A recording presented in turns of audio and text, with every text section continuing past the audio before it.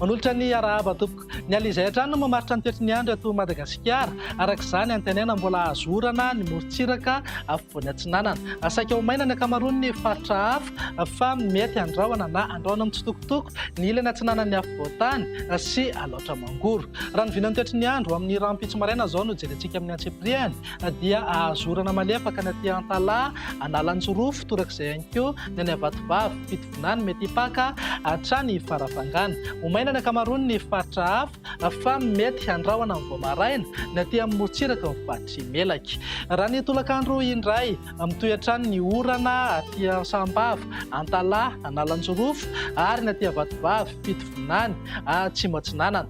Ny faritra hafa ho maina amin'ny ankapobeny fa mety hiverina andrahoana na andrahoana mitsitokotoko ny any amin'ny faritra Atsinanana, aloatra mangoro, ny ilany atsinanany afovoan-tany ary morontsiraka ny faritry Melaky.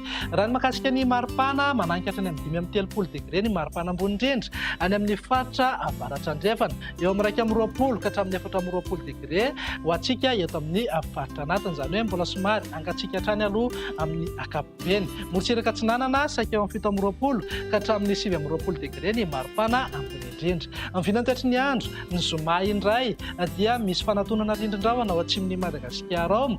Arak'izany dia hitoetra ny zavona indrindra ny voamaraina ho an'ny faritra anatiny iray manontolo. Morontsiraka atsinanana dia saika mbola azo orana hatrany ary ho maina ny ankamaroany ny faritra hafa. Amin'ny vinan'ny maripana 5 degré eo foana aloha ny maripana ambony indrindra any Mahajanga, Mahevatanana ary Antsohibo, eo amin'ny 13 na 14 degré kosa ho an'ny faritra anatiny.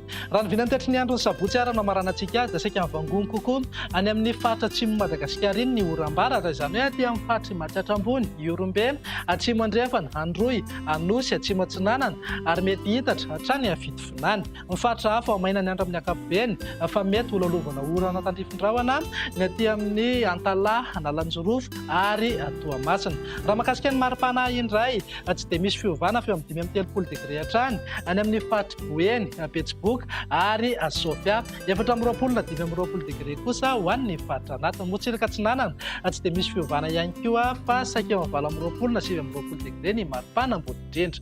Dia izay indray vinan'ny toetry ny andro ato anatin'ny 3 andro avy. Manome fotoananao ho amin'ny manaraka indray. Veloma tompoko.